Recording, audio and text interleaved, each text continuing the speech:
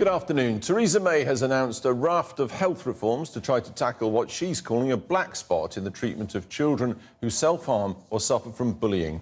The changes will try to help those with eating disorders, specifically cutting long waiting times for treatment.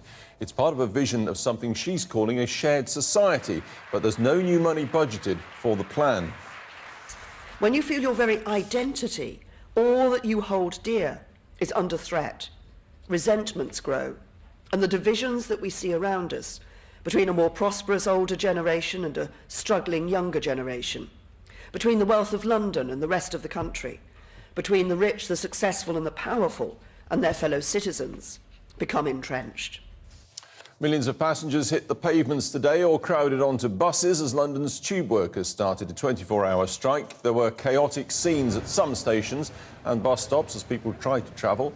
It's not the only walkout this week. From tomorrow, drivers on Southern Rail start 3 days of strikes and cabin crew for British Airways start a 48-hour strike. At the same time, Arriva Rail North is preparing for a strike ballot by some of its workers over a pay offer. The Foreign Secretary, Boris Johnson, is in New York today for a meeting with Donald Trump's team. It's thought his first gathering was with Trump's son-in-law, Jared Kushner, and his chief strategist, Steve Bannon. The subject of the talks has not yet been revealed.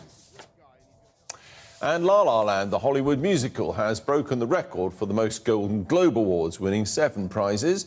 British talent fared well too, with the TV dramas The Night Manager and The Crown winning awards for the stars of each.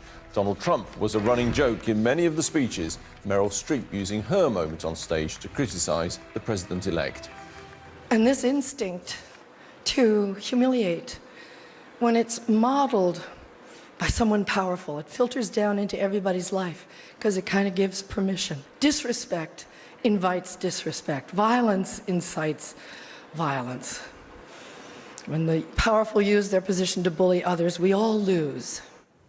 That's the news. Back tonight, of course, at 7 and at lunchtime tomorrow.